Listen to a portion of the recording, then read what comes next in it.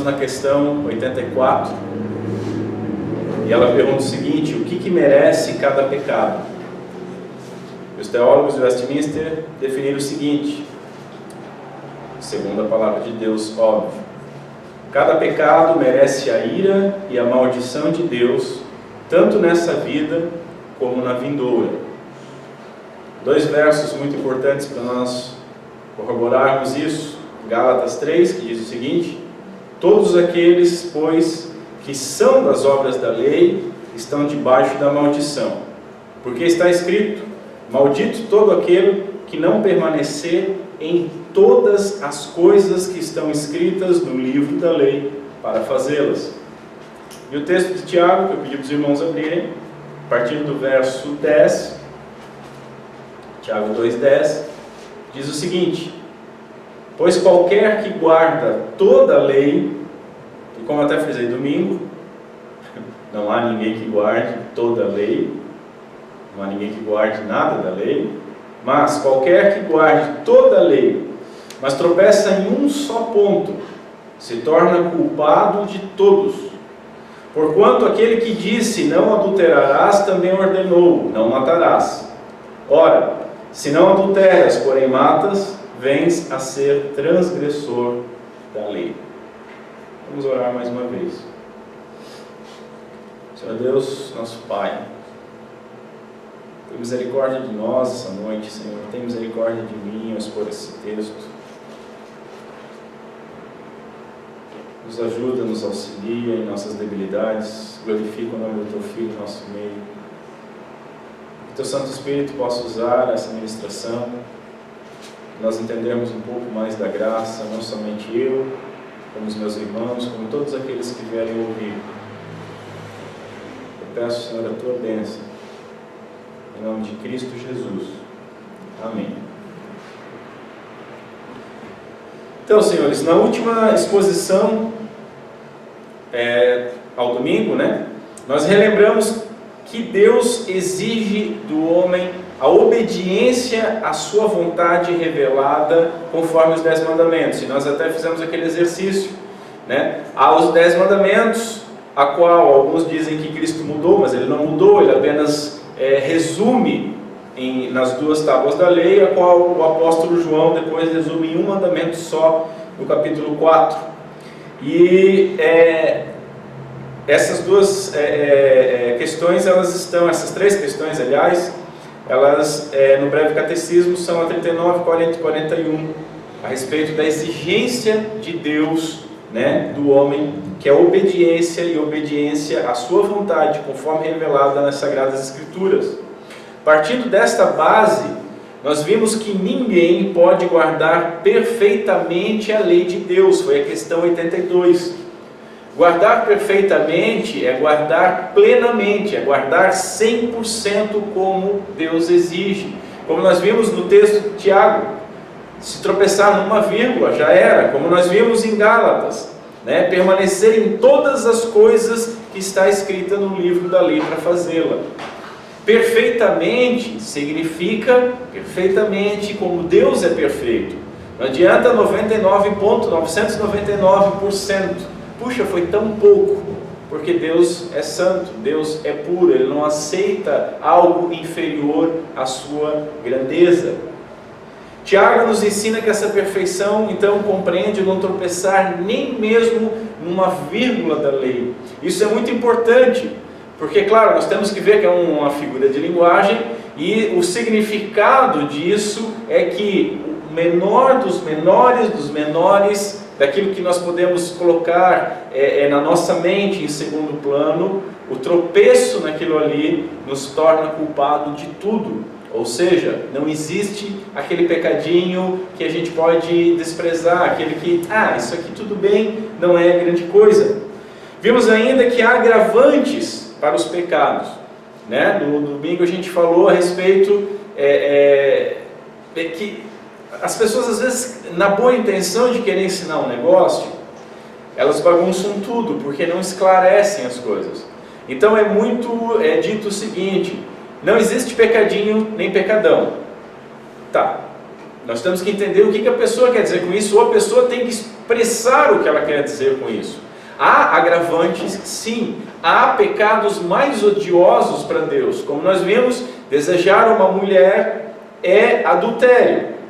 Agora, você adulterar de fato, obviamente é mais grave, né? Roubar é um pecado, mas obviamente assassinar é um pecado mais grave, mais hediondo. Assassinar ainda uma pessoa indefesa, uma criança, dá um agravante, né? Nós temos que compreender isso. Quando uma pessoa diz que não há pecadinho e pecadão, na boa intenção ela está dizendo o seguinte, que o menor pecado, pelo menos eu, com meio moranguinho agora, meio, né, querendo ajudar, eu creio que ela está com todo o coração querendo dizer que não importa o tipo do pecado, e é isso que nós temos que compreender. Todo e qualquer pecado, eu vou repetir isso muito essa noite, nos torna réu de toda a lei, nos faz digno da condenação no inferno. Então, há gradação de pecado, mas o menor dos menores, o tropeçar numa vírgula, nos faz, nos torna réus. Até nós vimos por cima, essa pergunta de hoje, eu citei ela no domingo, mas hoje vamos desenvolver o conceito de que, ainda que haja essa gradação, cada pecado merece de fato a condenação, e a gente não pode, de maneira alguma, relativizar isso, de maneira alguma usar do expediente humanista de que isso não é tão grave. E durante a mensagem eu espero fazê-los compreender isso. Para entendermos o porquê do pecado e qualquer pecado ser tão odioso a Deus, nós primeiramente temos que compreender Deus. Esse é o primeiro ponto que nós temos que compreender. Por que todo e qualquer pecado é odioso a Deus? Alguns que estão há mais tempo nos acompanhando, lembram que nós estudamos a pergunta número 4 do Breve Catecismo, que era o que é Deus? E naquela pergunta nós ficamos 7 semanas desenvolvendo ela. E o Catecismo diz o seguinte, eu vou recordar para os irmãos: Deus é Espírito infinito, eterno e imutável em seu ser, em sua sabedoria, em seu poder, em sua santidade, em sua justiça, em sua bondade e em sua verdade. Eterno e imutável, infinito. Segundo a Confissão de Fé de Westminster, no capítulo 2, claro, é bem grande, mas eu quero ler só um trechinho, diz o seguinte, que Deus é santíssimo, soberano e absoluto, e sobretudo justíssimo e muito terrível em seus juízos, pois Ele odeia todo pecado, de modo algum inocente ou culpado. Então, primeiro, para compreender a relação do pecado, por que ele é tão odioso, nós temos que compreender Deus. Ok, Deus é santíssimo e justo. Há mais um detalhe que nós já falamos aqui, e isso é muito importante, isso nós não podemos esquecer. Todo pecado, ele é cometido contra Deus. Todo pecado. E digo mais, todo pecado, ele é cometido primeiramente contra Deus. Antes de atingir o próximo, antes de atingir a você mesmo na consequência, ele é contra Deus. Davi nos dá luz a respeito disso no Salmo 51, quando ele diz o seguinte: pequei contra ti somente, e fiz o que é mal perante os teus olhos.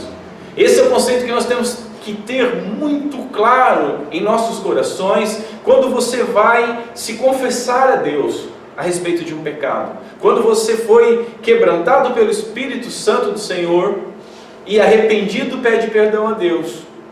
Ou quando você vai se reconciliar com o irmão, com alguém e vai pedir perdão.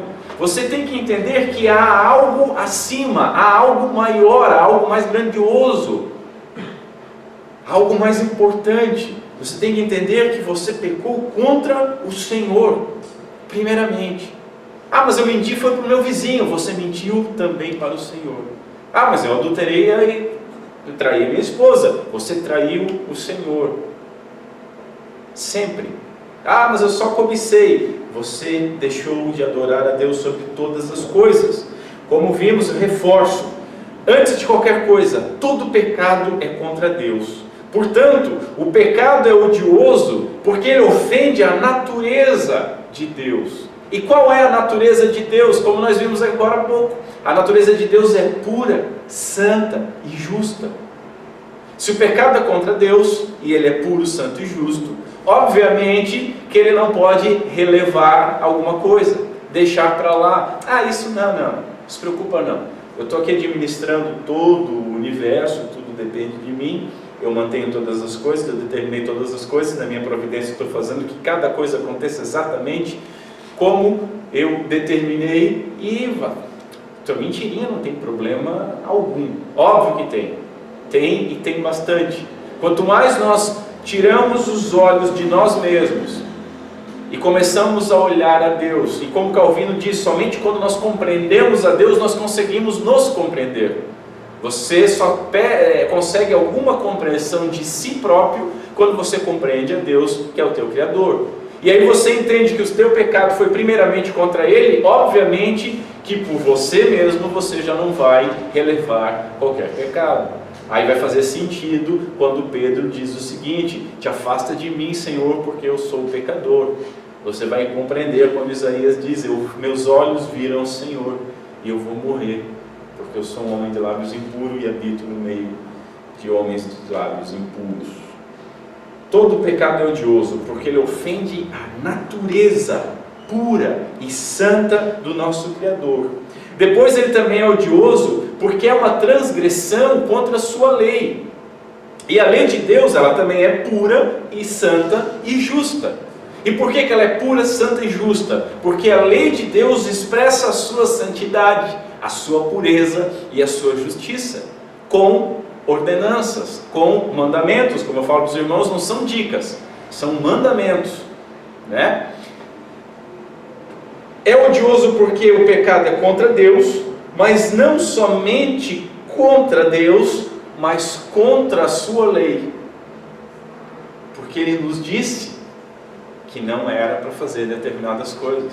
Então o pecado sai daquele espectro de simplesmente eu fiz, mas eu não sabia. Nós transgredimos a lei. Isso é uma herança da queda, a transgressão, pecar, porque somos pecadores. E mesmo que você advogue do seguinte modo: mas eu não conhecia a lei, eu não via a lei desse jeito. Isso não tira a sua responsabilidade a respeito disso. Como eu disse, você não pode pegar um guarda de trânsito quando você, numa via que era 60, está 120, mas você não sabia, e dizer para ele: olha, eu não sabia, meu senhor, eu não sabia que tinha mudado a regra do extintor, eu não sabia. Não, tudo bem, agora você sabe e você tem uma multa para pagar. Acontece que Deus não é um guarda de trânsito, é muito mais sério o negócio, é muito mais terrível. E muitas vezes nós encontramos dentro das igrejas uma relativização disso. E só é grandioso em muitos lugares o quebrar um regimento interno, com desprezo muitas vezes à lei de Deus. Então o pecado é odioso porque ele é contra Deus, que é puro, santo e justo, e porque é uma transgressão à sua lei revelada. Assim, nós não podemos medir a gravidade do pecado pelo quanto o pecado nos afeta ou afeta aos outros. Entendam a gradação. Aumenta. Você matar 10 inocentes é pior do que você matar uma pessoa. Tudo bem? E aí pode escandalizar. Nossa, aquele cara matou 10 pessoas. Olha que terrível. Mas se ele tivesse desejado só matar uma pessoa, para com Deus é tão terrível quanto. Digno de condenação. Nós não podemos analisar por aquilo que nós achamos, por aquilo que nós sentimos. E geralmente, tomara que eu não coloque o carro na frente dos bois, não me atravesse aqui, mas geralmente isso ocorre dentro das igrejas do seguinte modo: você mente, ok, mentiu, mentirinha. Você obtém um lucro excessivo nos seus negócios, vende as coisas com um lucro maior do que seria o correto. Não, tudo bem, ok. Você quebra o Shabat, você quebra o dia do Senhor, trabalhando ou fazendo qualquer outra coisa. é o único dia que eu tenho para aproveitar, não dá nada. Você adultera, maldito. Isso escandaliza a igreja. Tem que sair, bota na disciplina. Ao invés de trazer o pecador para perto do Senhor, não, afasta ele, joga pedra. Quem não tiver pecado, joga a primeira pedra. A igreja toda jogando. Não, a gente não tem, a gente só quebrou o dia do Senhor, só tem ídolo, só falamos o nome do Senhor em vão, só mentimos, só cobiçamos. Ninguém aqui tem pecado. Ele tem, porque ele adulterou. É isso que a igreja tem feito. Ela tem escolhido e tratado como pecado aquilo que lhe afeta mais por algum motivo. Ou uma quebra de regimento, né? Comunidades que, sei lá, tem que usar, mulheres têm que usar um determinado tipo de vestimenta sem um tipo de maquiagem. Ah, colocou aquilo, meu Deus, maldita. O inferno está mais quente esperando essa mulher ser jogada lá. E eu gosto de falar muito dessas coisas, mas vamos falar dos reformados. E há alguns reformados que deveriam ficar às vezes presos numa gaiola por um determinado tempo, alguns talvez a vida inteira. Eu ouvi uma pessoa reclamando da blasfêmia, da quebra do princípio regulador do culto, porque no culto de ceia, onde o pão foi repartido, o cálice era um só, foi cantado o salmo, mas havia bordados na toalha da mesa. Meu Deus do céu! Meu Deus do céu! Isso que eu falei, canta o salmo, né? Tem lugar que se não cantar salmo, vai tudo para o inferno também. Gente, ainda que possa agravar, qualquer pecadinho é uma afronta a Deus. Existe agravamento, mas qualquer pecadinho é uma afronta. A gente não pode relativizar. A gente não pode relativizar. Poxa, Alberto, mas você está botando um fardo pesado sobre a gente. Exatamente isso. Estou expondo lei. Ela é pesada. Quem está debaixo da lei, Paulo diz, é maldito, porque está debaixo da maldição da lei. E na lei você não encontra misericórdia. Na lei você encontra justiça do seu modo puro. Observe a lógica humanista, progressista de hoje em dia. Se parte do seguinte ponto, a diferença entre pecadinho e pecadão. Eu falei da igreja, vamos falar como um todo agora.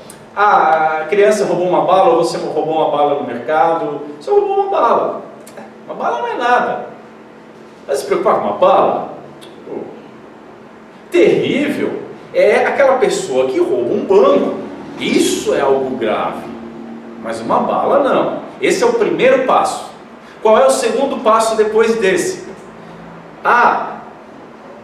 Você furou a fila do banco em 1983, você jamais pode falar de um cara que desviou bilhões da Previdência Social, porque você furou uma fila. Esse é o segundo passo. O primeiro passo é relativizar o pecadinho. Não, pecadinho não é nada. O segundo passo é relativizar o pecadão no conceito deles, porque uma vez que você comete o pecadinho, que até então ele não era nada, você não tem moral para falar de quem roubou a mais. E aí, depois disso, chegamos na era mais amor, que nós estamos hoje, né? Que nós devemos nos colocar no lugar do outro. E aí a gente vê as aberrações. Assassino e bandido vira vítima da sociedade. A culpa não é dele, a culpa é da sociedade. Estuprador é uma vítima. Mas se você quer implantar uma lei mais dura contra o estuprador, você pode ser acusado de assédio, como nós vimos. Porque você disse que alguém não merecia ser estuprado. Entendem como vai bagunçando a mentalidade, o senso comum, ele vai abaixo da linha da moral, da racionalidade, da lógica, e aí bagunça e vira o que nós temos visto hoje, vira imoralidade, 2 pesos e 2 medidas, uma verdade para alguém não é a verdade por outro, a relatividade, uma seletividade. Quer ver um exemplo de seletividade? E vocês vão ver isso constantemente. Todo mundo viu aquela amostra do Banco Santander. Inclusive, muitos cristãos publicaram as imagens do banco e divulgaram as imagens mais do que a exposição. Quer criticar, tudo bem, mas não coloca as imagens. Né? Você foi divulgando as imagens. Pessoas que não iam ver aquela aberração conseguiram ver porque você tinha que denunciar. Tudo bem, bastava descrever, né? Que é o que eu vou fazer mais ou menos aqui. Vocês sabem que todo movimento progressista, ele tem um desejo: avançar a agenda progressista, mais nada. O movimento gaysista não defende gay, entendam isso. Entendam isso, gay é bucha de canhão para um movimento, para uma agenda maior. Movimento de direitos iguais, ou de supremacia de raça, ou de dívida histórica, ou do poder para o povo preto, qualquer coisa dessa, não defende negros. Defende uma agenda, negro é bucha de canhão. O socialismo nunca defendeu o pobre, ele se alimenta de pobre. Ele precisa de pobre para sobreviver. Até chegarmos, e todos são iguais, mas alguns são mais iguais que os outros, que George Orwell nos ensinou também. Aí notem o seguinte, vou dar dois exemplos bem claros agora. Metrô, eu acho que do Rio de Janeiro, placa de linhas, de um lado um casal, um homem e uma mulher da raça humana, brancos. Na outra extremidade, um outro casal, outro homem e outra mulher, também da raça humana, negros. Racismo. Racismo porque segregaram as raças e nós temos que tirar isso e faz questão, e aí o movimento feminista não está interessado nas mulheres, está interessado simplesmente em avançar a agenda. As mulheres são bucha de canhão. Já faz movimento, peito de fora, testando na internet, aquela coisa toda, meu Deus, racismo, isso é culpa do Trump, isso é culpa de sei lá do que. Vão retirar a placa. Na mesma semana em que essa amostra, que defendia uma agenda LGBT, também coloca uma imagem, uma pintura, e perdoem os termos, eu vou tentar ser o mais querido possível, de um homem negro praticando sexo oral num outro homem branco e sendo currado por um outro homem praticando intercurso anal com outro homem também branco. Então, dois homens brancos abusando, sei lá o que, de um negro. O que o movimento negro fez? Eu gostaria agora de fazer o barulhinho de grilo, para vocês compreenderem. Silêncio, por quê? Porque não interessava, isso era de outra agenda. Vê se algum movimento feminista que bateu panela, bateu palma, ficou com peitos de fora, enfiou imagens da Igreja Católica nos seus orifícios em praça pública, falaram alguma coisa daquela policial que foi estuprada e morta, executada. Não, porque não faz parte da agenda. Ela é policial, ela é do outro lado. Esse tipo de mulher não interessa. Se o negro for esculachado pelo movimento gay, tudo bem. O que não pode é as pessoas que não são do movimento, da agenda. É uma relatividade. Quando a gente começa a bagunçar essas coisas, isso é a consequência. Eu estou querendo dizer para vocês, a consequência de quando você começa a relativizar o pequeno e o grande, e dizer que o pequeno não tem importância, até o momento que ele vai ter uma única importância, que é tirar o poder de agressão ou de peso do grande, e aí bagunçou os conceitos, E a gente junta isso com uma sociedade que foi ensinada a ler com o sistema de Paulo Freire, aonde ninguém lê uma sentença do juiz, mas se fala que liberaram a cura gay. Aonde que está escrito isso? Sua besta fera, lê, o texto está lá. Aonde que está falando que foi liberado uma cura gay? Aonde que foi, o juiz disse que, o juiz escreveu, ainda que não possamos compreender de maneira alguma o homossexualismo como doença, saiu uma sentença, o homossexualismo agora é uma doença e há uma cura gay. Entende? Aí fica pipocando isso no noticiário. E aí vem um ataque contra a igreja. Aí quando a igreja, um psicólogo diz, não, olha, identidade de gênero. Olhem a lógica. Eu sei que agora eu fui mais longe, mas olhem a lógica. Identidade de gênero é ciência para a pessoa com muita fumaça de maconha na cabeça. Identidade de gênero funciona da seguinte maneira: você não nasce homem, você não nasce mulher. Daqui a pouco não vai nascer animal, como tem algumas pessoas que engatinham e dizem que são... Tem isso, procura na internet. Uma mulher que diz que ela é uma gata, ela só engatinha, ela é alimentada e coisa. Tem pessoas que já estão nesse nível. Tá. Então quando uma mulher está grávida, o que você está esperando? Não sei, pode ser vai decidir, pode ser um jacaré, pode ser um papagaio, pode ser um homem, uma mulher, sei lá, vai decidir depois o que é. Tá.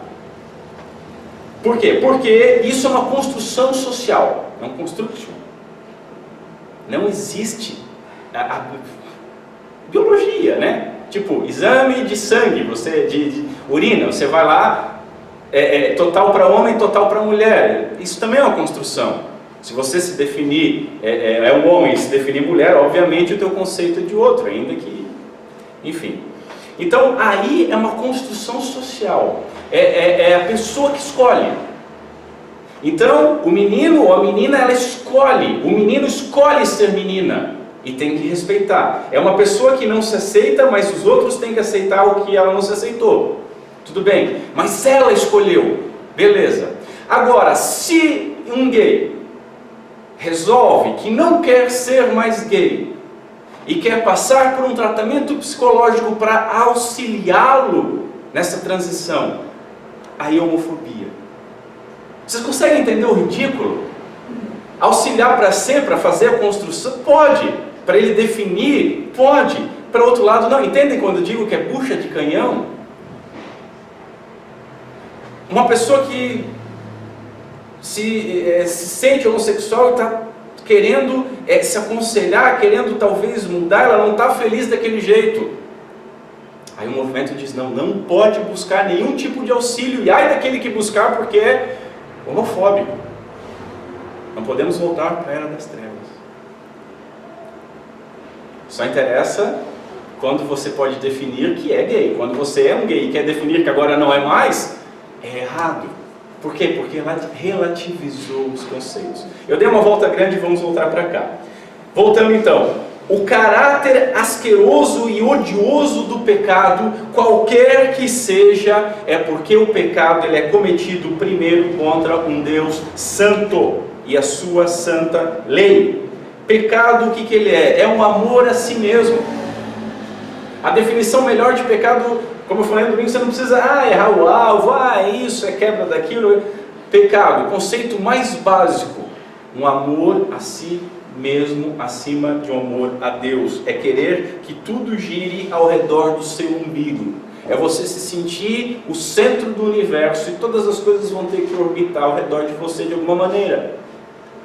E caso algo não orbite, aí você tem que reclamar por direitos, esquecendo que quando você tem um direito, alguém tem que pagar por esse direito. É diferente do exemplo de Jesus. Qual é o exemplo que a Bíblia nos diz? O Antigo Testamento, e Pedro diz, sede santos como Deus é santo. Paulo diz, olha, sede meus imitadores como eu sou imitador de Cristo. Estamos sendo transformados à imagem do seu Filho, e é isso que nós deveríamos ansiar, o sermos transformados à imagem de Cristo Jesus. Qual é o exemplo máximo que nós temos de Cristo Jesus? Está lá em Romanos 15. Jesus não se agradou a si mesmo. Porque eu tenho que amar o próximo como a mim mesmo, eu tenho que me amar, só que esse amor ele tem um ponto. Quando esse amor vira só em si mesmado, só para o umbigo da pessoa, ela é Deus na mente dela. Ela vira lá igual o ditador da Coreia do Norte, acha que é Deus. Isso é quase patológico. O pecador, diferentemente de Cristo que veio glorificar a Deus e obedecer a Deus, Pai, ele quer só se satisfazer a si mesmo. E aí ele vai usar tudo e todos para essa satisfação. Por menor que possa parecer, todo pecado ele é um repúdio da autoridade e do domínio de Deus. Todo pecado é uma rejeição irreverente de Deus. Todo pecado é um eco lá do Éden, quando foi dito o seguinte, olha, é certo que não morrereis, mas a hora que vocês comerem do fruto do conhecimento do bem e do mal, vocês serão igual a Deus. É por isso que Ele não quer que vocês comam. É porque Deus, Ele se acha. Ele acha que Ele é melhor que vocês.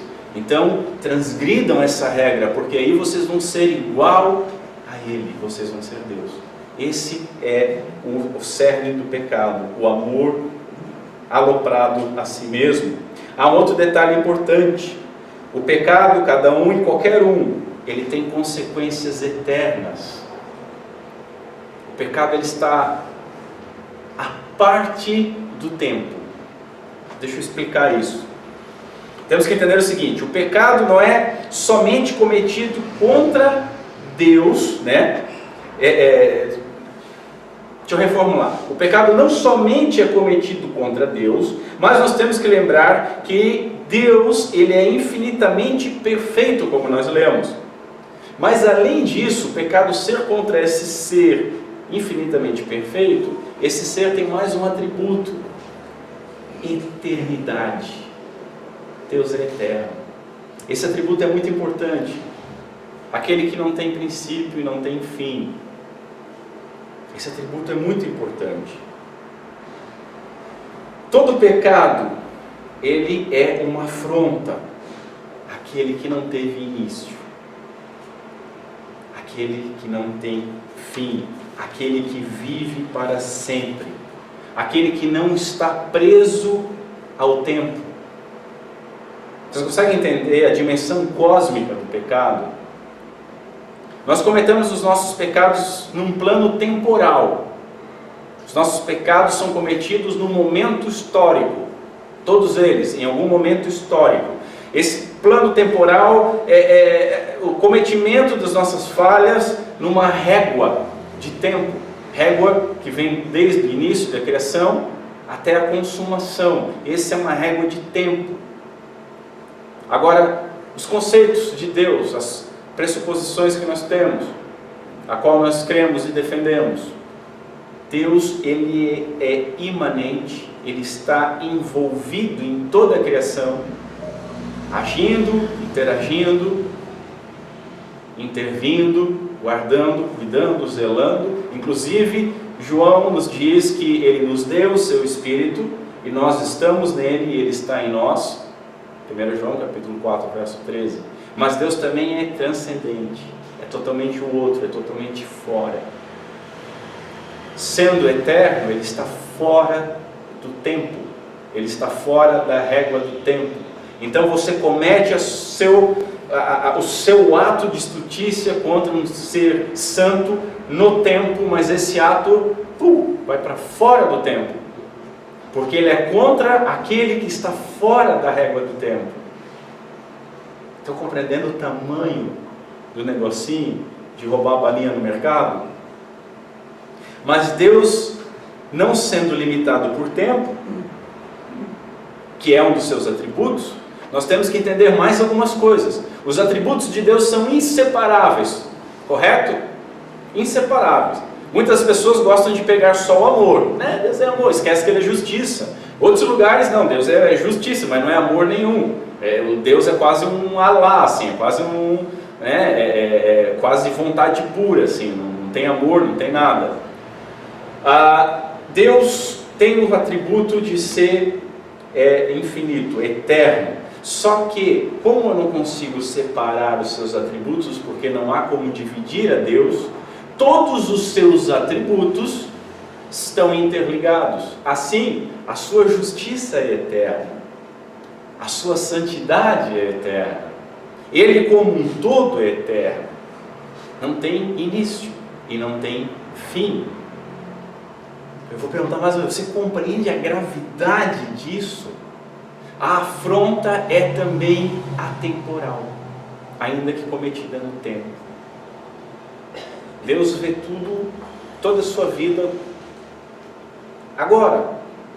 Ele determinou o início e o fim, ele vê toda agora, a história toda agora, os atos cometidos. É sempre Deus é.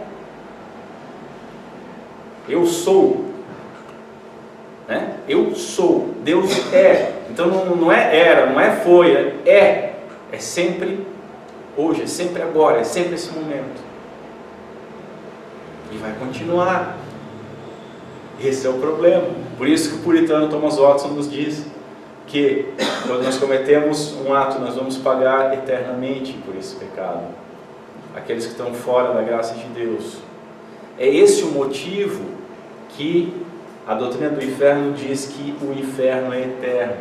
Por quê? Primeira coisa que nós temos que entender: nós não conseguimos pagar o preço pelos nossos pecados. Não é possível. Nós não conseguimos nos auto-redimir. Se fosse assim, até seria sei lá, você vive uma vida de qualquer louco, de qualquer jeito, né? Vida louca, aí passa lá é quase a doutrina do purgatório do catolicismo, aquela invenção lá, né? Quando a cevada dos monges estragou, aí deu problema. Você nota o seguinte: vou passar 1000 anos vivo aqui de qualquer jeito, 80, passo 1000 anos é bastante tempo, passo 1000 anos pagando pelos meus pecados, seja no purgatório ou no inferno, e depois eu saio. Mas aí depois tem a eternidade. Nós gostamos de falar: o que é a tua vida aqui, os seus 80 anos de dificuldades e problemas, comparado com o peso de glória, com o peso da eternidade que vai vir. Tá. Mas, comparado com a eternidade, 1000 anos também não é grandes coisas. Nem 2000, nem 3000 anos. Seria até um negócio interessante, a segunda chamada, né? Você passou de segunda época. Você passou, chegou lá, mas sapequei um pouquinho as asas, mas estou aqui, agora é bola para frente, a eternidade não conta mais. Mas, pelo motivo de nós não conseguirmos pagar o preço das nossas falhas, por ser impossível, esse é o motivo do inferno ser eterno. E eu não consigo crer e nem entender muito, entendo, mas não creio e não avalizo o ensino de que o inferno seria uma aniquilação da pessoa. Acredito que o inferno vai ser um eterno tormento diante da justiça de Deus, como diz Apocalipse, o cálice da ira de Deus, pura, sem mistura com misericórdia. Ali é pura ira sendo derramada. Isso é terrível. Afronta contra um Deus fora do tempo. A questão do breve catecismo, ela afirma que cada pecado merece punição. E ela descreve a punição como a ira e a maldição de Deus. Ela separa isso em 2 pontos: a ira e a maldição. Que situação pavorosa, meus queridos irmãos, daqueles que não estão debaixo da graça. Que situação pavorosa daqueles que estão sob o jugo da lei. Veja, eu sempre defendo, a lei não foi anulada, mas nós não estamos debaixo da maldição da lei. Ela agora nos guia, continua nos guiando, ela continua servindo a pregação do Evangelho e continua servindo ao cristão, não só como um modo de santificação, mas um modo de humilhação, a qual nos coloca dependente da graça de Deus, que se renova a cada manhã. Veja, às vezes, eu fiz isso quando nós começamos a estudar teologia aqui, baseado numa obra do R.C. Sproul, que ele pergunta, o título do livro é Salvo de quê? As pessoas geralmente elas não sabem do que elas vão ser salvas, né? E muitas vezes nem quem está evangelizando. Esse foi por isso que o R.C. Sproul escreveu aquele livro. Que no campus da universidade alguém chegou para ele e disse: você é salvo? E ele quis dar uma espetadinha no cara e disse: tá, mas salvo de quê? E ele ficou sem resposta, porque a pessoa não sabia do que ia ser salvo. Eu fiz essa pergunta nos questionários e é o senso comum: é salvo do inferno, é salvo de Satanás, é salvo de si mesmo, é salvo... Querido, entenda o seguinte: quem é que foi afrontado pelo pecado? Isso, Deus. Quem é que tem o poder de julgar todas as coisas e vai julgar todas as coisas e vai cobrar todas as coisas? Deus. Então, quando nós somos salvos da maldição da lei, nós somos salvos da ira de Deus, nós somos salvos de Deus. É Deus quem castiga o pecador. É Ele quem tem o poder de condenar o pecador. Eu sou salvo de Satanás. Em algum momento nós podemos até compreender isso, tá? Do poder dele aqui, temporal. Gosto muito do Lutero: Satanás é o Satanás de Deus. O inferno foi preparado para ele. Ele não administra o inferno, como as figurinhas que a gente costuma ver. Ele vai estar lá, bem passado, mal passado, como todos aqueles que ficarem embaixo da maldição da lei. O teólogo Gerhard Voser diz o seguinte: a ira de Deus é uma atitude para com os pecadores. A ira é uma atitude de Deus diante da afronta do pecado. A maldição de Deus, por outro lado, é uma ação levada a cabo contra aqueles que pecaram. Então nós temos a atitude de Deus em se irar. Deus irado, sim, uma ira santa, justa e boa. E nós temos a ação dele em castigar. Portanto, nós temos que entender o encadeamento disso. O pecado gera a ira, e a ira vai gerar a maldição. E esta maldição já está no que o breve catecismo chama, que nós estudamos, e foi uma ministração bem interessante, o nosso estado de miséria após a queda, o estado em que o homem caiu. Pergunta 19. De modo que o pecador ele está sujeito a todas as misérias e aflições nesta vida. Quer ver uma consequência do pecado e do primeiro pecado que ninguém escapa? A morte. Ainda que aquele que crê em Cristo jamais morrerá, já passou da morte para a vida, isso num âmbito espiritual. Nós morremos com Cristo na cruz. Mas a morte física nós vamos passar. E nós temos que passar. Deus até proibiu a entrada do homem para que ele não comesse da árvore da vida, para que pudesse então morrer. Estamos sujeitos às penas e dores também do inferno, e isso para sempre. Veja o seguinte, há uma punição natural pelo pecado na vida da pessoa que vive, como diz João, na prática pecaminosa. O pecado, ele fez entrar a morte no mundo. O pecado não foi fruto direto da criação. O pecado entra no mundo. Quando o pecado entra no mundo, entra a morte no mundo. Uma outra punição natural ocorre pelas consequências do pecado naquele que peca. Isso é muito louco. Agostinho ele tem uma frase maravilhosa sobre isso. Eu já vou ler aqui para vocês. Entendam assim, uma consequência do pecado, doença e destruição de famílias, tá? Pessoa doente e família destruída. O que isso pode ocorrer? Pode ocorrer pelo alcoolismo. A doença é a destruição de famílias, não só às vezes da família do envolvido. Drogas, a mesma coisa. Avareza e ambição, ambição é pecado, avareza é pecado, é ruim, a pessoa que só quer dinheiro, só corre atrás de dinheiro e não abre a mão para nada, e tudo bem, é tão pecaminoso e tão ruim quanto um dependente de droga, um dependente de álcool, alguém é preso naquele vício a qual ele se colocou. Notem o seguinte, eu nunca fui puxado por um boteco pela orelha, e um cara chegou lá e disse, olha, bebe isso aqui. Não bebo. Não, bebe isso aqui. Não bebo. Aí eu fui obrigado a beber, aí bebi e virei alcoólico. Não existe isso. E circunstâncias. Não, a pessoa vai atrás. Me desculpe. Quem tem alguma pessoa que passa sobre isso, eu já passei sobre isso. Tá? Mas, a avareza tudo bem. Agora a ambição até, a gente ambiciona coisas. Mas a ambição, ela junto com a cobiça, é um dos pecados que estão nos 10 mandamentos, e ela causa uma consequência, ela tem uma punição já agora. Essa é uma pessoa que vai ter carros, vai ter dinheiro, casas na praia, mas ele vai estar com a família destruída.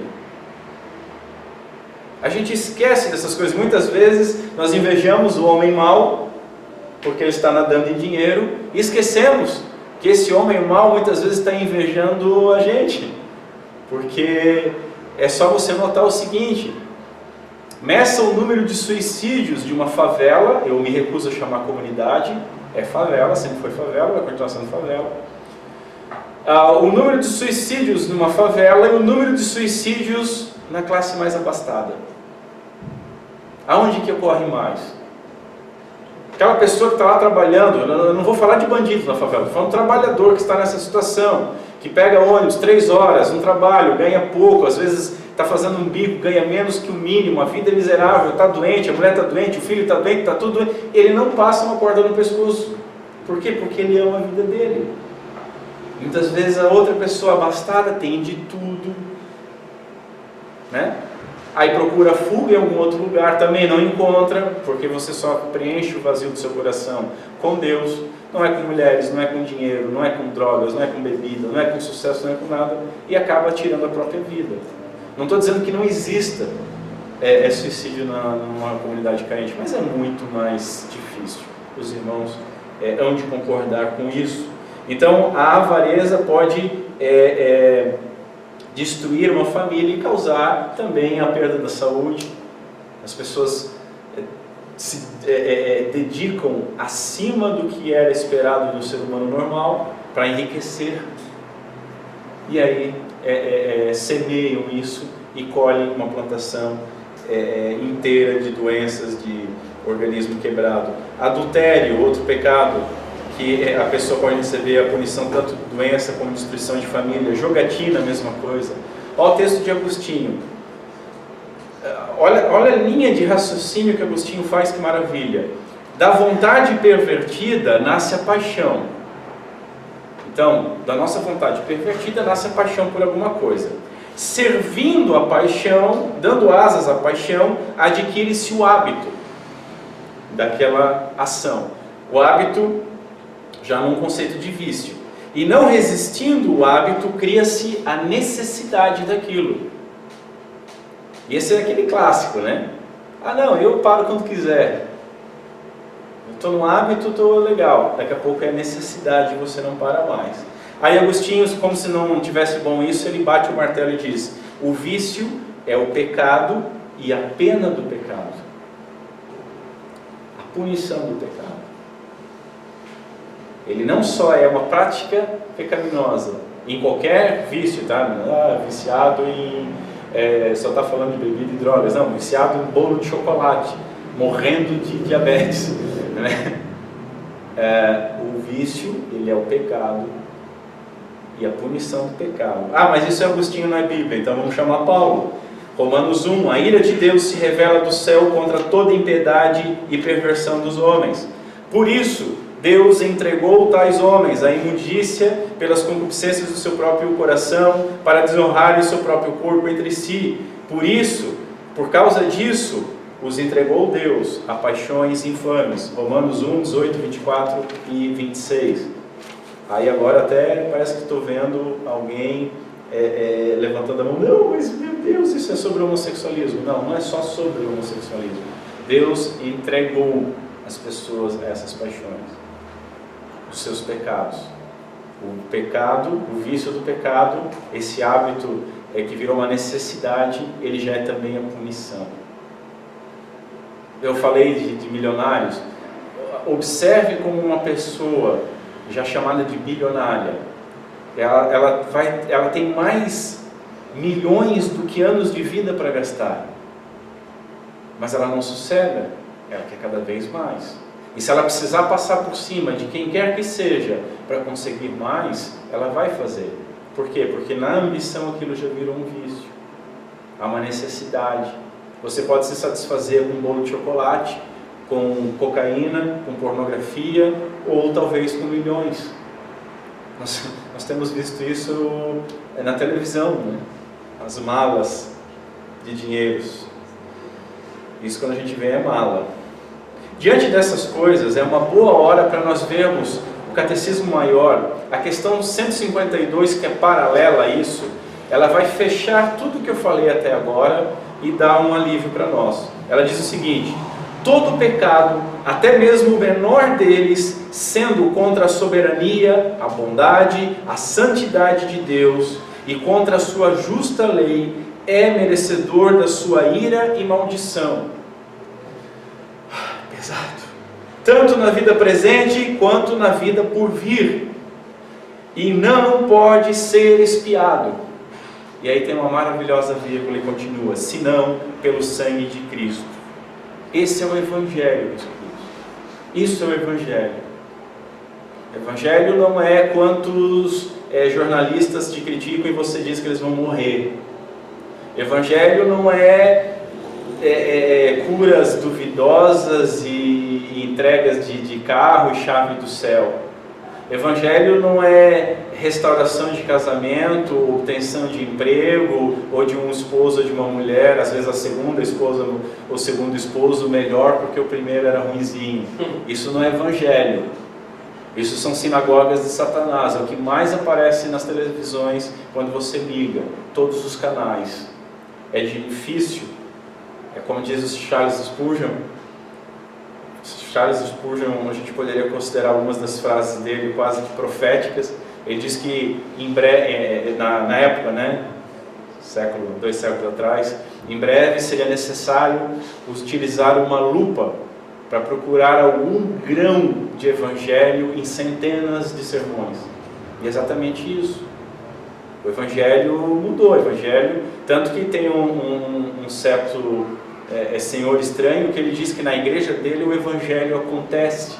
Eu fico até, às vezes, eu gostaria de estar frente a frente um dia com ele e perguntar: me explica o que é evangelho acontecer. O evangelho é uma boa nova, né? A má nova da lei me condena, e a boa nova do evangelho é a graça de Deus atribuída ao pecador por Cristo Jesus. O que é o evangelho acontecer? Ainda mais quando você tirou, sei lá, uma moela de galinha do peito de alguém, ou, né? Tem aqueles exames, tem um exame com a doença e sem a doença. Em São Paulo, meu amigo, em São Paulo você vai ali para 25 de março, 8 horas da manhã, você fala com uma pessoa, às 2 horas da tarde, por uns 400, 500 reais, você tem certidão de nascimento, a carteira de vacinação, carteira de identidade, carteira de trabalho, título de eleitor e certidão de óbito da pessoa. São Paulo, eu vou confiar em 2 papéis que tem exame e não tem exame? Pô, dá licença, né? Não adianta apresentar isso e dizer, é irrefutável. E mesmo que fosse, mesmo que chovesse milagres, eu vou de novo olhar para o passado. Lutero nos ensina o seguinte, que mesmo que uma doutrina fizesse chover milagres todos os dias, se ela é contrária ao Evangelho, ela deve ser rejeitada. Nós não podemos esquecer que 10 leprosos curados, somente um foi salvo. Nós não podemos esquecer que de multidões alimentadas por pão, curadas e vendo curas e ressurreição, essa mesma multidão abandonou Cristo. Antes disso, pediu para que ele fosse crucificado. Esses sinais não significam grande coisa. O Evangelho é a parte, é além, é maior que isso. Isso é o Evangelho. O Evangelho é a boa nova, é nós entendermos que todo e qualquer pecado foi cometido contra um Deus santo, justo, contra a sua lei santa e justa, um Deus que está fora do tempo, e por isso a consequência, a ira dele é eterna,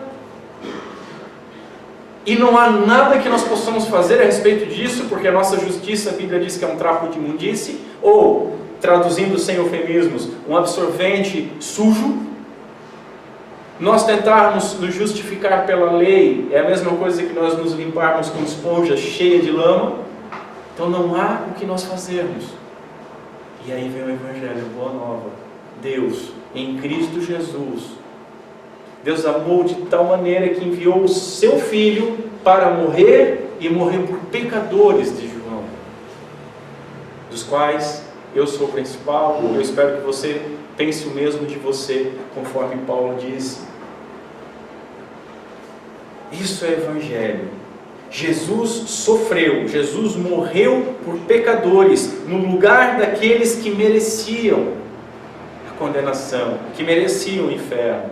Assim, foi Jesus que bebeu o cálice da ira de Deus, no lugar dos filhos de Deus, dos filhos eleitos de Deus.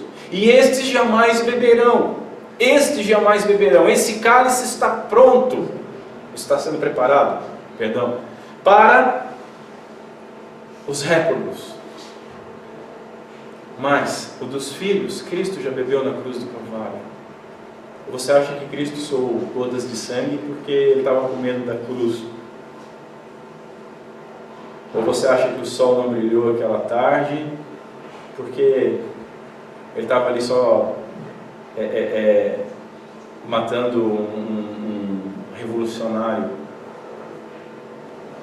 Os nossos pecados estavam no lombo do Cordeiro. Isso é Evangelho. Não havia nenhuma outra maneira de sermos perdoados. Cristo é o nosso substituto. Cristo é o nosso Cordeiro de Deus, puro, sem mácula, que fez a expiação de pecados, dos nossos pecados todos. Somente o sacrifício de Cristo, ele foi o bode expiatório a qual os nossos pecados foram atribuídos. Somente nele, somente ele pôde remover, pôde levar para longe, pôde apagar a culpa por todos os nossos pecados, se é que você está em Cristo. Jesus, Ele nos comprou para si, ao preço do seu sangue. Mas veja bem, para quem Ele pagou esse sangue? De vez em quando vem uma correntezinha de internet dizendo que Jesus nos comprou do diabo. Meu Deus do céu, as pessoas acham que estão evangelizando com isso. Ele nos resgatou não do diabo, mas da ira santa e justa de Deus. Nós merecíamos o inferno. Esse é o ponto. Mas Deus nos amou. E Cristo morreu em nosso lugar. As pessoas às vezes dizem, Deus, como é que Deus manda Abraão matar o seu próprio filho? Que Deus é esse? Como é que eu vou seguir um Deus que pede uma coisa dessas? Abraão matou o filho? Não, foi um teste. E quando ele ia matar, o que aconteceu? Espera, tem um cordeiro ali. As pessoas gostam de dizer o seguinte: olha, nós somos tão importantes para Deus que o próprio Cristo morreu por nós. Isso dito só dessa maneira, sem um complemento, fica de novo um umbigo desse tamanho. Porque o que nós temos que compreender é o seguinte: os nossos pecados eram tão grandes, a nossa culpa era tão grande, a afronta a um Deus eterno fora do tempo, santo, justo, puro, era tão grande, era tão horrível, que somente o seu Filho, santo, puro, justo, poderia expiar. Somente a morte de Cristo. Jesus, Ele nos compra da ira de Deus. Nós somos salvos dele mesmo e por Ele, que graciosamente morreu no nosso lugar. Essa é a nossa esperança e essa é a nossa confiança na promessa da redenção de Deus, na obra de Cristo na cruz. O Evangelho, meus queridos, não é aquilo que nós fazemos. O Evangelho é aquilo que foi feito por nós. Você não pode fazer nada. Eu gosto muito de Jonathan Edwards quando ele diz que na nossa salvação nós só colaboramos com uma coisa: com o nosso pecado, a qual tornou a salvação necessária. Todo o resto é uma obra de Deus. Por vontade dele, pelo beneplácito da sua vontade, porque ele quis.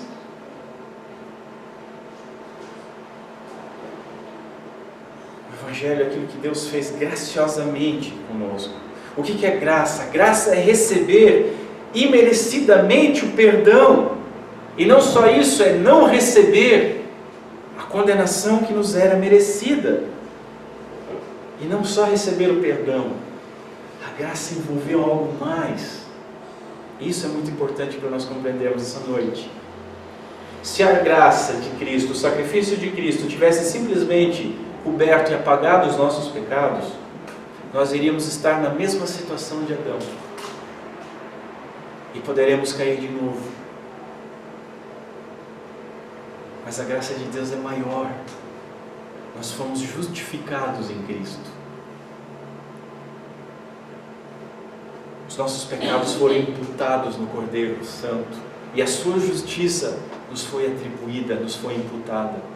De tal maneira que o juiz bateu o martelo dizendo justos. Veja, nós não fomos transformados em justos. Você, assim que se converte, não vira um anjinho que bate asas e tem uma auréola sobre a sua cabeça. Você continua, como Lutero diz, simul justus et peccator, simultaneamente justo e pecador. Mas não somos mais consumidos, não estamos mais debaixo da maldição da lei, porque a justiça dele foi atribuída a nós. E isso é o Evangelho. Lutero, se não me engano foi Lutero, dizendo para Melanchthon, ele diz o seguinte, Melanchthon deve ser Melanchthon, sei lá. Ele diz o seguinte: o Evangelho está totalmente fora de você. E hoje a gente vê as igrejas, olhe para dentro de si. Olhe para dentro de você. Procure pelo Criador. O homem natural não vai achar o Criador dentro dele. Vai achar um abismo de fel e imundície, de podridão, de delitos e pecados. Somente aqueles que estão em Cristo aos quais receberam o Espírito de Deus. O Evangelho está totalmente fora da gente. Mas veja, por que eu falei da justificação e por que isso é importante? E o crente? Eu já falei, já dei a dica do Lutero. Nós somos simultaneamente justos e simultaneamente pecadores. Mas e os nossos pecados? Porque continuamos pecando. E se dissermos que não pecamos, velho João nos dá um tapa na cara, né? Não só somos mentirosos, mas fazemos Deus mentiroso. Tá, mas e os nossos pecados? Uma vez que nós nos convertemos, fomos salvos ou lavados pelo sangue do Cordeiro, tudo bem, e agora nós pecamos. Então, se nós fomos perdoados de todos os nossos pecados, o nosso pecado não tem mais importância. Então tá legal. Será que é isso? De maneira alguma. Isso não significa que os nossos pecados não têm importância. Os nossos pecados foram perdoados, isso é diferente. Eles continuam tendo importância, e muita importância. E eu digo que a mesma importância a parte da maldição, da lei, a parte do castigo. Somente isso e nada mais. Somente isso e nada mais. Os pecados, todos eles, dos cristãos também, dos crentes também, merecem punição. É isso que nós temos que lembrar sempre. Por isso que a lei é importante. Por isso que a lei é importante. Porque você tem que saber que mesmo que salvo, mesmo que lavado no sangue do Cordeiro, você peca. E cada pecado seu tem muita importância. Continua sendo uma afronta ao Deus transcendente. Continua sendo. Ao justo juiz. Continua sendo. Merece a mesma punição. A única diferença é que se você está em Cristo, essa punição não te alcança. O que não nos dá a liberdade para pecar, de modo algum. Em Cristo nós fomos declarados justos. Cristo sofreu em nosso lugar. E quando Deus olha para nós, Ele olha através da cruz de Cristo. Ele olha através do Cordeiro crucificado. Ele olha através do preço pago. Ele olha através do som que está fora do tempo. Está consumado. Tem uma ilustração que eu acho muito interessante de um clipe de música, apesar de conter uma imagem, mas enfim, que mostra a cruz com Cristo, né, um desenhozinho, e aí o pecador de um lado se ajoelhando atrás dessa cruz, e da frente vindo um mar, um oceano de fogo. Esse oceano de fogo para onde? Na cruz. Nós devemos prestar atenção na lei e lembrar que cada pecado nosso foi pago na cruz. E isso não devia nos dar um sentimento assim, puxa, claro, um alívio tudo bem, né? Glória a Deus. Mas assim, meus pecados foram pagos na cruz, então tá legal. Mas devia dar um sentimento assim, Cristo, o justo, o santo, verteu o sangue por causa desse pecado. Eu não sou condenado, porque Ele verteu o sangue. Esse pecado ajudou na crucificação. A gente devia ter esse sentimento. Nós fomos justificados em Cristo. E veja, só por isso é que nós não somos condenados.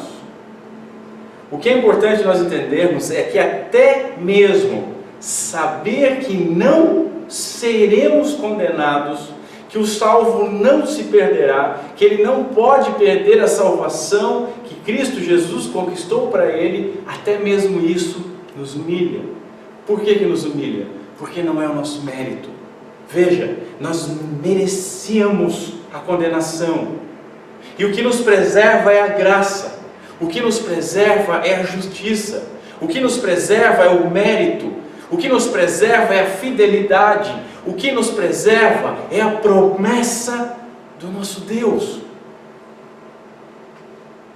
Assim, e somente assim, nós podemos compreender os escritos que nós vemos dos puritanos, e podemos então compreender quando eles se regozijavam nos problemas que eles passavam, e problemas sérios. Mas por que eles se regozijavam nisso? Porque eles eram masoquistas? De maneira alguma. Mas porque esses problemas, essas tragédias faziam com que eles se autoavaliassem e que eles constantemente andassem humilhados, quebrantados diante de Deus. Que então, a partir disso, eles buscavam a santidade. Isso servia para que eles se santificassem. E isso os moldava cada vez mais à imagem de Cristo Jesus, ainda que pela dor. Assim é que nós podemos compreender aquelas pessoas, e a gente encontra pessoas que dizem o seguinte, pessoas em dificuldades inanimáveis, pessoas em dificuldades que, se eu ou você somente víssemos, nós nos desesperaríamos. E pessoas passando por isso que dizem o seguinte: o que eu estou passando é horrível. O que eu estou passando é tremendamente horrível, é pesado, mas não é nada se comparado àquilo que eu merecia sofrer no inferno eternamente. O que eu estou passando é terrível, mas não é nada comparado com o que eu merecia. Isso servia como um consolo para eles. Por isso eles podiam estar contentes em toda e qualquer situação. Que isso sirva de lição para nós. Se não me engano, Richard Baxter diz no seu livro, na sua obra Descanso Eterno dos Santos, que aquela pessoa no inferno, ela trocaria tudo. Ela trocaria uma vida que você acha que é terrível aqui, por um minuto do seu sofrimento lá. Senhores, que essa questão de hoje, que essa questão que nós estudamos, ela nos leve a entender a santidade de Deus. Isso é o principal. João Calvino, ele diz que nós devemos nos preocupar com a glória de Deus mais até mesmo do que com a nossa própria salvação. Isso pode causar algum espanto, mas nós temos que lembrar da primeira questão do breve catecismo, que nos ensina o seguinte, que a nossa finalidade principal é glorificar a Deus e nos alegrarmos nele plena e eternamente, de tal maneira que primeiro a glória dele, por causa da glória dele, a nossa salvação, primeiro a santidade dele, primeiro ele é grande, ele não nos deve nada. Nós temos que entender a santidade de Deus. Entendendo a santidade de Deus, nós podemos entender a seriedade do pecado que é cometido contra ele, em segundo lugar. Em terceiro lugar, devemos entender que todo pecado, por mais insignificante que pareça aos nossos próprios olhos, é o suficiente, seria o suficiente para nos condenar ao inferno. Veja, o Éden nos ensina isso. O tomar do fruto proibido não é lá grandes coisas, a princípio. Eu já me peguei pensando sobre isso. Poxa Deus, foi só uma transgressão. Nós já vimos que todos os 10 mandamentos são quebrados naquele ato. Já estudamos isso. Mas deixa eu dar um outro exemplo. Hoje em dia, nós vemos pais que não sabem educar seus filhos. Imagina a seguinte situação. Um pai diz para o seu filho: não abra a geladeira. E você está vendo essa situação. No primeiro caso, o filho vai lá e abre a geladeira. E esse pai olha para ele e diz assim: ah, filhinho, não faz isso. Papai não gosta. Papai vai ficar triste. Papai, eu só posso dizer para você que você acabou de perder a sua autoridade. No segundo caso, nós vamos ver o seguinte: na mesma situação, um pai diz: olha, não abre a geladeira, se abrir vai apanhar. E aí a criança vai lá e abre a geladeira, e esse pai vai lá, pega essa criança, bota ela de bundinha para cima, pega um chinelo e dá umas chineladas. Para o nosso mundo de hoje, Ah, meu Deus, que terrível! Que pai maldito que bateu, porque o que vale só é conversar, mais amor, dar só um exemplo. Mas aquele pai cumpriu, em primeiro lugar, o que ele fez. Mas você pode pensar assim, olha, mas não merecia uma sua, foi só abrir uma geladeira. Entenda o seguinte, meu irmão, não foi apenas abrir uma geladeira. Quando aquela criança abriu aquela geladeira, o que aquela criança fez foi o seguinte, foi dizer em alto e bom tom, eu sou o Senhor dessa casa. Eu faço o que eu quero. Eu não te honro como pai. A minha vontade é que tem que ser feita. Eu posso cobiçar isso, eu posso roubar a tua autoridade, eu posso mentir dizendo que não vou fazer e vou fazer. Entendam? Parece algo pequeno, mas está em jogo a autoridade do Pai. A mesma coisa com os nossos pequenos pecados com relação a Deus. Podem parecer pequenos aos nossos olhos, acostumados na imundície, mas são uma afronta a um Deus puro, santo, justo e a sua santa lei. Quarto lugar, que eu espero que essa questão nos leve a compreender, que nós devemos confiar a nossa vida a Deus, crendo na obra de Cristo Jesus e tendo Ele como único e suficiente Salvador. Não há mais nada que nós precisamos apenas de Cristo e confiar em Cristo, e tudo que era para ser feito, Cristo fez. Tudo. A salvação foi uma obra completa. Quinto, devemos olhar para Ele e glorificá-lo em todo o tempo. Por quê? Porque Ele não nos deu aquilo que nós merecíamos. Ele nos deu aquilo que nós não éramos merecedores. Ele não nos deu castigo, mas nos adotou. Ligado a isso, em sexto, nos humilharmos, sabendo que nós não éramos dignos, nunca fomos dignos e nunca seremos dignos, mas mesmo assim, Deus nos escolheu para sermos filhos. Ele nos elegeu em Cristo Jesus para a adoção de filhos, mesmo que nós não merecêssemos. E fez isso unicamente pelo beneplácito da sua vontade, pelo seu querer soberano. Sétimo, nos santificarmos, pois fomos eleitos para sermos santos, como diz Paulo em Efésios, eleitos para sermos santos e irrepreensíveis em sua presença. De tal maneira que nós devemos nos santificar constantemente. Em oitavo lugar,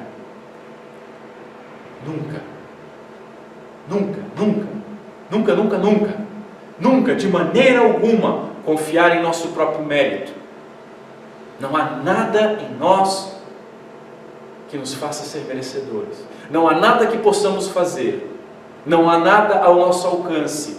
Não há um justo, não há um sequer, não há quem mereça absolutamente nada, senão a condenação. Nunca confiar em nosso mérito. Nunca confiar na nossa santidade. Nunca, de maneira alguma, confiar no nosso sentimento. Eu estou sentindo que estou bem com Deus. Eu estou sentindo que eu estou meio ruim com Deus, quem sabe, não sei. A nossa salvação é por graça, por meio da fé. Não é pelo que nós sentimos, não é pelo que nós fizemos, não é pelo que nós merecemos. E nunca diminuir nossos erros. Nunca podemos diminuir. Cada erro nosso tem que nos escandalizar como escandaliza Deus. Veja, nós somos perdoados. Nós estamos cobertos da maldição da lei pela graça do Evangelho. Cristo Jesus foi a propiciação pelos nossos pecados. Ele satisfez a Deus. Ele nos cobre com seu sangue. Ele apaga os nossos pecados e as nossas transgressões. Mas essas transgressões o crucificaram. E nós não podemos diminuí-las. Elas têm que nos escandalizar. Nós temos que odiá-las. Nós temos que buscar a todo custo a santidade. Não podemos nos satisfazer com menos. Não podemos diminuir os nossos erros, porque é por misericórdia. E misericórdia é aquilo que é estendido a miseráveis. Ah, sim, eu já tive em várias igrejas que diziam o seguinte: esse discurso, e a pessoa não sabia dizer que dos reformados ou dos calvinistas, esse discurso que nós somos pecadores, humilhados. Não, nós somos a menina dos olhos de Deus.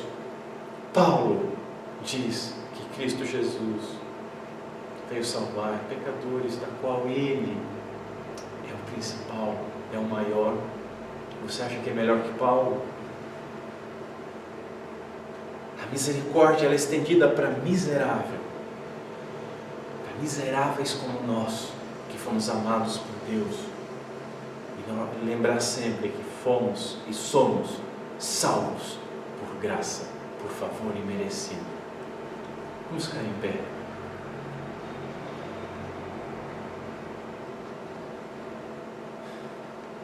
Senhor Deus, nosso Pai, muito obrigado por tudo que Tu nos deu. Muito obrigado principalmente pela Tua palavra, que nos humilha, nos constrange. Obrigado pela Tua lei que nos esmaga. Obrigado porque a Tua lei demonstra a Tua justiça e a Tua santidade, e isso pavimenta o caminho até a cruz do Calvário, pois Cristo é o nosso único Redentor, a nossa única esperança. Não há nada que possamos fazer, a Tua lei deixa isso bem claro. Não há um justo, mas Cristo Jesus veio morrer por injustos. Senhor, em segundo lugar, obrigado ainda pela Tua palavra, que não só nos humilha com a lei, mas nos consola com a graça. Obrigado pelas promessas e pelo cumprimento das mesmas. Obrigado porque o Cordeiro de Deus veio tirar o pecado do mundo, e tirou, e levou a nossa culpa. O castigo que nos traz a paz foi colocado no lombo do Cordeiro Santo. Muito obrigado.